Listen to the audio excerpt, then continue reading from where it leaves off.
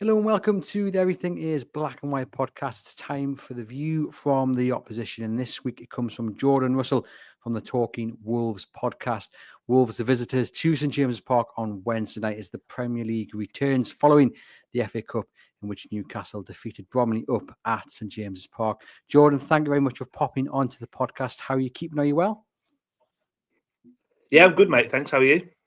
Yeah, good, thank you. Newcastle in a good run of form, and I suppose for you guys as well, you've got that new manager in. He's found that little bit of form. It must be nice coming into kind of a run of games where you're feeling a little bit more confident than maybe you would have been had Gary O'Neill remained in charge.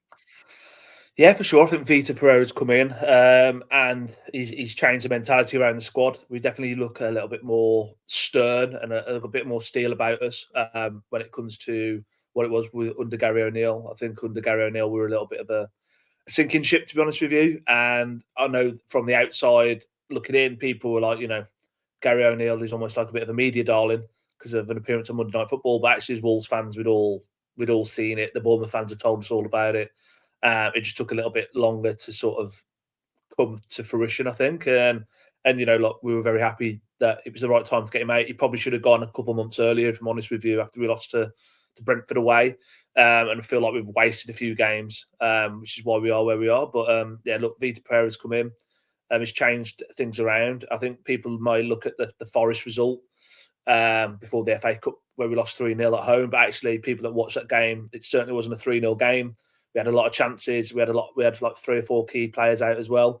And we were unlucky really not to be 2-0 down at half time. And naturally second half, that's just what happens to you. So I do think that result was a bit of an anomaly. And actually under Vita Pereira, we've been really, really good actually on the whole. So what has been the biggest change that you've seen via the new manager? I mean, looking from the outside in, especially at those kind of final few weeks of O'Neill's tenureship there, it just looked like Wolves had totally lost their heads. Everyone was fighting with the opposition. Obviously, we saw Matheus Cunha getting suspended for poking the eyes of a I don't know what he was, an Ipswich security guard, but the game before that, there was pushing and shoving as well. I mean, it just seemed like things had really hit rock bottom. Yeah, and I think the thing that the new manager's come in and done is actually instill a bit of confidence back in the squad. I think, Gary O'Neill almost in the media was playing down the quality of the squad. And like, it's not me, it's them. Like we haven't got enough quality. I've got enough out of the team, all that sort of stuff. And, I think, being a Wolves fan long enough, I think there's been times where when we've been in the Premier League historically, going back under Mick McCarthy, where we haven't had the quality and we've had to grind it out and almost just fight for every point we've got. And Gary O'Neill's coming on pleading poverty with a £50 million Brazilian international up front with 2 Brazilian international midfielders. It just didn't sit right with a lot of Wolves fans. So I think actually what Vita Pereira has done is simplified everyone's games. We've gone more permanently to back to a 3-4-3, 3-4-3 I'd call it, more so than a back five. He plays with wide defenders rather than 3 centre halves. So actually, he's playing with 1 centre half typically in the middle, and then wider defenders. He likes to call it. So it's a different system for us really to see what what's been played over the last sort of 12 months or so. He's actually now put Andre and Joe Gomez together, the 2 Brazilian internationals I mentioned, and actually, taking our league position out of the equation. They haven't played a lot of football together at Wolves. Like Gary O'Neill wanted to keep shoehorning Mario Lemina in, or Tommy Doyle in, and actually just playing those 2 next to each other since Pereira's come in, we've actually seen the best of both of them. I've said on our podcast recently, like I would put them up against most midfields in the Premier League, and I think they'd do a job. I actually did say that yours midfield is probably one I wouldn't, because I think physicality and the legs around it, we might struggle with that. But as a 2, they're as good as most in the league, and that's not a bias. You might say it's a biased Wolves fans' opinion, but genuinely, those 2 together, it's a different prospect than when we last played you, I think. Well, the midfield battle, I think, is always key. And as you've mentioned there, excuse me, Joe Linton, Tonali and Bruno have really found their form of late. Tonali's, I think, been the difference that's seen Newcastle United go on this great run, not only winning games, but dominating games and keeping clean sheets as well.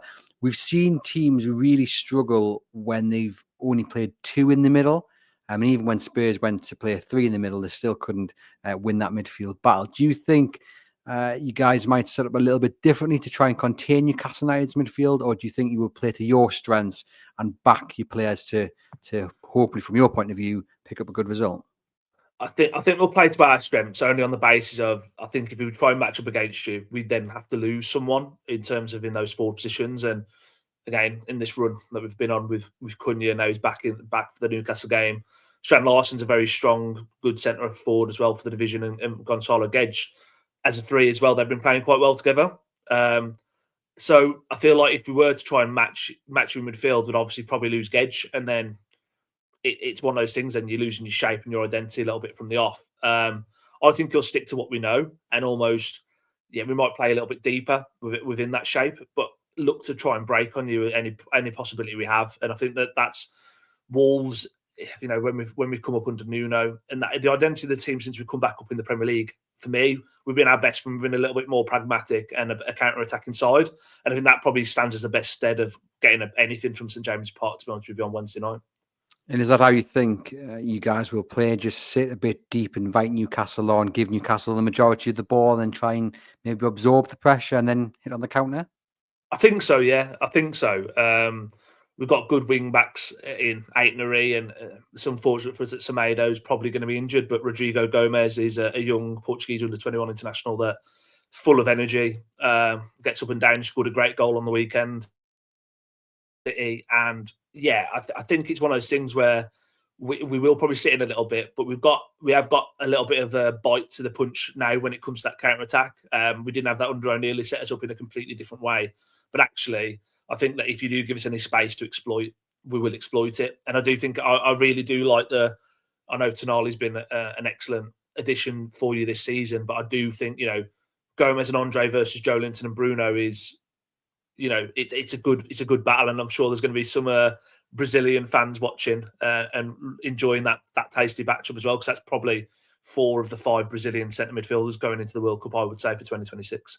Yeah, certainly so. And it's really interesting to hear you talk about the approach of Wolves, because what we've seen with teams who are down there with you guys battling for survival, that they've made the mistake, Leicester, for example, of not really playing in a way that Newcastle struggle to break teams down, so the low block. And it sounds like maybe Wolves might adopt that and then, as you say, hit on the counter, whereas certain teams have tried to maybe attack Newcastle, which just plays straight into Newcastle's hands, because if you allow Newcastle to absorb and hit on the counter, then they're just a force to be reckoned with. They're getting a bit more used to now having more of the ball and trying to dominate the game in terms of possession, but it's still not their main outlet. So it's certainly going to be an interesting matchup on Wednesday. You've already mentioned a couple of players who I'm big fans of. Listeners and viewers of the podcast know that my dream signing is Matheus Cunha. I love his versatility. Obviously, he knows where the back of the net is, 10 goals this season, but he just, for me, looks like a really solid all-round Premier League attacker. And I know he would cost a pretty penny, but if Newcastle could manage to get him in the summer, I don't think it would be this January, unfortunately. But he would be an unbelievable upgrade to what they've got so far, especially kind of in that number 10 and on the wings as well. Yeah, no, look, he's a great player, and we were fortunate enough to get him from Atletico Madrid 2 years ago in the January transfer window, and we paid £50 million for him, which again, for a team that was at that point we were fighting relegation a little bit, you would say is a lot of money and a big investment to sort of take a chance on. But we always knew the player he was, and we'd always get that money back as a minimum. I do think I do think a lot of teams that are sort of caught on him. I almost feel like Cunha, probably like Newcastle fans feel like with Isak and stuff as well. Like, he keeps saying he's happy where he is. He's looking to sign a new contract. I'm not naive or stupid enough to think, if a big Champions League team comes in, which I think Newcastle will get Champions League football this year, and offer him that sort of chance to play, it'll be hard for us to keep him, right? But he's a fantastic footballer. And, we've had a lot of great players in this Fosen era since we come back up in the Premier League with under Nuno. And for me, he's probably the best out of the lot.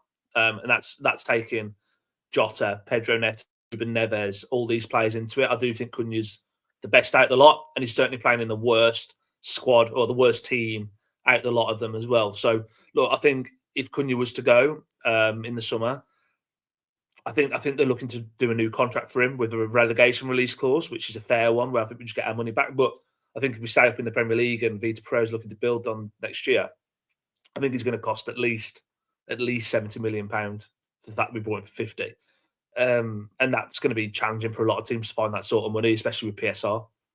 Yeah, indeed. And do you think he will have a little bit more motivation for Wednesday, given he's missed a couple of games? Obviously, a lot of outrage by some teams around you guys for the fact he was allowed to play so many games after that Ipswich game, and he scored I think he scored against Manchester United, didn't he? He got an assist as well. So he was crucial in the games he managed to play in before he got a suspension. But the fact that he's missed a couple of games, do you think he'll be chopping at the bit to get back and kind of make up for it, for want of a better phrase? Yeah, I do. Yeah, and I think when it comes to that ban as well, look, I think every Wolves fan was shocked that it was only 2, if I'm honest with you. And actually reading some of the news articles, well, because he did a handwritten apology and some of the things, like the FA looked at it favourably and said he's going down from 3 games to 2. I'm not quite sure about it. For me, I didn't think we'd see him throughout the whole of January. Honestly, I thought we were losing 5 or 6 games, and deservedly so. By the way, I'm not advocating what he did, but I do think Wolves sort of played the game a little bit with appealing that ban as well. And I think there's a lot of Ipswich fans, particularly, that were going up in arms about, well, why haven't they had the hearing quicker? But actually, if you look at any sort of case within the FA where you appeal sort of a violent conduct charge, it was out on average 3 weeks, and you add Christmas and the New Year into it as well. It was still done within the 3 weeks, but it's just that over Christmas there's so many games, and like I say, we went unbeaten under Pereira until we lost Cunha.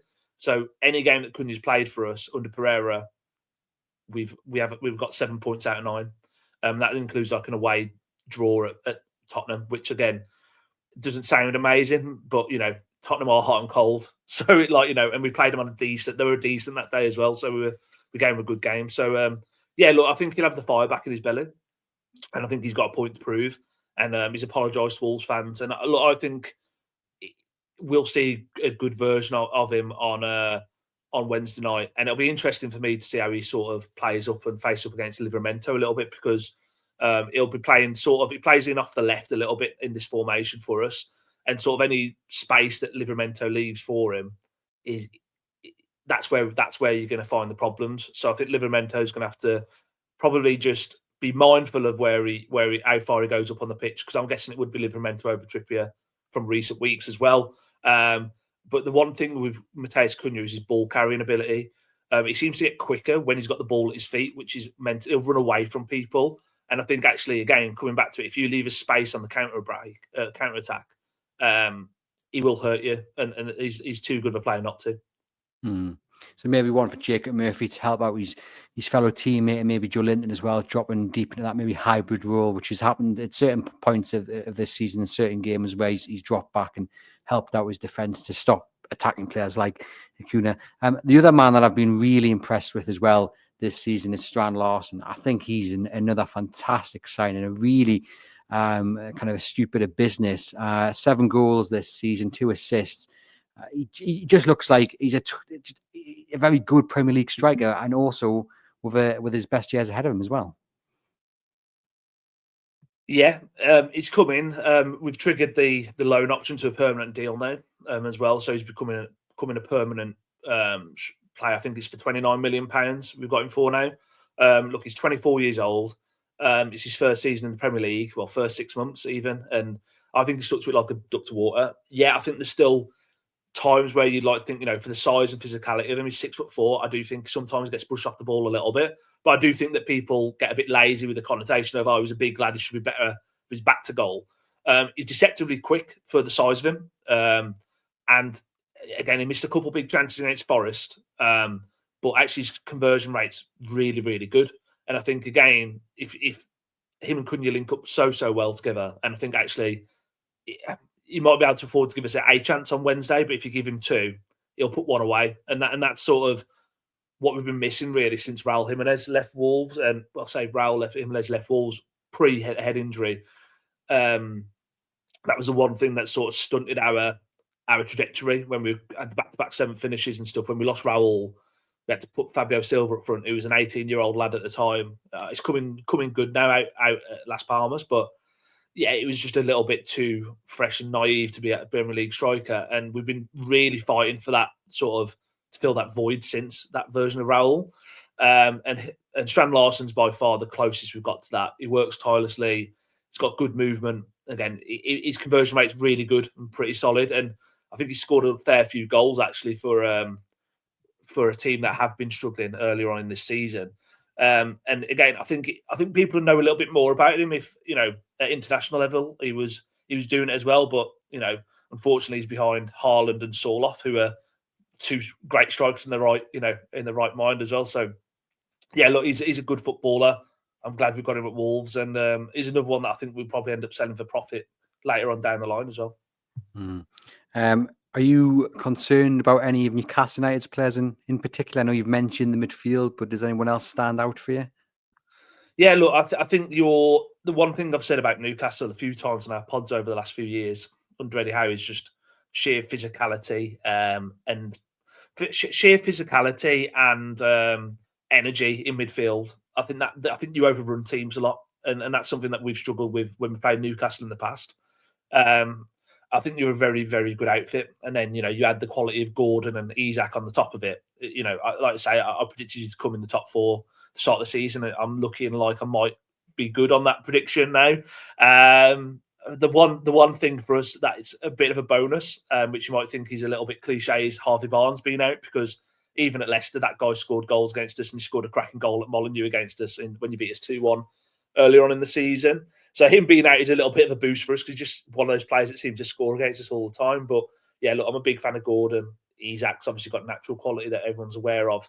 And we've shipped a lot of goals this season, more so under O'Neill.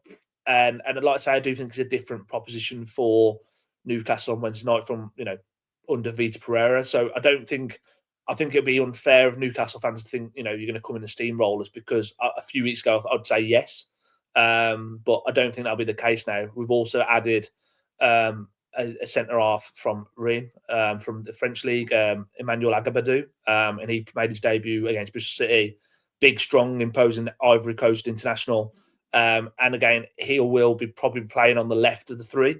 So again, probably directly up against Jacob Murphy, who's been in good form for you as well. So yeah, I do think going on to it, I do think you'll probably end. I think you'll win. I think you'll beat us 2-1, but I think it'll be a lot closer than what people might look at it. From your perspective at least. Well, there we go. Let us know in the comments, ladies and gents, how you think it will go on Wednesday. Isak is one that I am concerned about. He hasn't trained since before the League Cup game against Arsenal. He missed the game against Bromley in the FA Cup. Eddie Howe was asked about it in his press conference on Tuesday morning, and he said he'll be desperate to play, of course. I'd love Alex to continue to score, but the most important thing for me is the team is functioning well for him, and he's functioning well for the team. The two go hand in hand. He could set a new club record by scoring 8 in 8 straight Premier League games. By scoring in 8 straight Premier League games. I think he's got something like, he's definitely got double figures in that run. He's been in unbelievable form, and Newcastle could make it 8 wins in a row in all competitions for the first time in 20 years. But as you say, Jordan, we're not taking anything for granted. We're not expecting this just to be a foregone conclusion, because Wolves have found a little bit of form about themselves, and it should be a really interesting game. You guys are just out of the relegation zone on goal difference. Is every game kind of a must-win, or do you target certain games, maybe against sides down there fighting survival, and look at maybe games like this as some would say a free pass, although I do hate that phrase. But how do you look at this game? I think we're looking at the next two, to be honest with you, as we've got coming to St James's, and we're going to Stamford Bridge on Monday night, and on our podcast that come out on Monday, I said I actually fancy us more at Stamford Bridge than I do at St James's Park, and that's just me being truthful. Look, I think you can get into that sort of mentality, but I don't like it. I think it's losers' mentality. I think we should go into every game thinking, we can get 3 points and we can pick that up. And I think it's completely different, like I say, under Vita Pereira than it was Gary O'Neill. I might be a little bit biased here, but I do genuinely think we'll comfortably stay up this season. I think, we're looking at it as a start of a new season ultimately under the new manager. And I think we will probably finish 15th, 16th, and I think we'll finish at least 6 to 8 points clear of that relegation zone. But that's just all on paper, and football's not on paper, right? So we do need to keep this form going. But yeah, you are right. I guess in a way, if we come away from St James's Park with a defeat, we're not going to be as low as we would be if we went to Portman Road and got beat, or go to St Mary's and get beat. So, yeah, look, I think we'll do well to get a point. I would take a point now if you offered it me. But yeah, look, it's going to be a tough game for us. But hopefully, we make it a tough game for you as well. Yeah, I think you guys definitely will. And Eddie Howe said on the new manager that he's connected with the players very quickly. I think you can see that they're playing with confidence, and that shows with their form. They look a settled team with a clear identity. They will be very dangerous opponents. So nice words there from Eddie Howe on your new manager. Yeah, look, and I think maybe that's just a bit of gamesmanship coming into it, or not. But let's take it for what it is, and it is genuine. And I think he's right. And like I say, I mentioned it a few times on this podcast already with yourself that it would have been a different proposition under Gary O'Neill. We are almost like a different team, a different version of the Wolves you saw in the first half of the season. And yeah, look, I think Vita will have us very sort of structured. We'll be pragmatic in our approach at times, I think. But if you give us any sort of space on the counter attack, we'll look to exploit it. Yeah.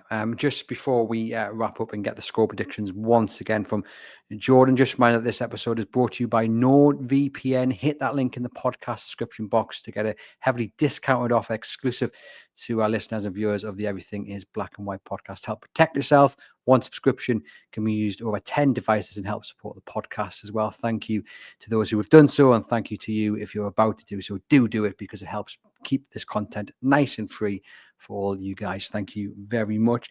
Go on then, Jordan. Just remind us of how you think this game is going to go on Wednesday. I'm going to go for a Newcastle 2-1 victory, and I think Anthony Gordon will score for you guys, and I think Strand Larson will score for us. Should I bring Cunha back into my fantasy team? I would say if you want a Wolves at it, yeah. If not for Wednesday night, I think anything good we do comes through him. So I think he's a solid pick for any FPL teams moving forward. I'm right in thinking at the time he got suspended, he was the highest scoring forward in the game, which was quite something, because I knew he'd been good, but I didn't think he'd been that good. So hopefully, he has a quiet game and he can continue to impress the Newcastle United scouts after Wednesday, because I do fear him slightly. But thank you, Jordan, for popping onto the podcast. It's much appreciated. Thank you to you guys watching and listening. Hit thumbs up on YouTube. Hit subscribe as well. Leave us a rating and review on the audio platform. And for myself, I will see you guys very soon.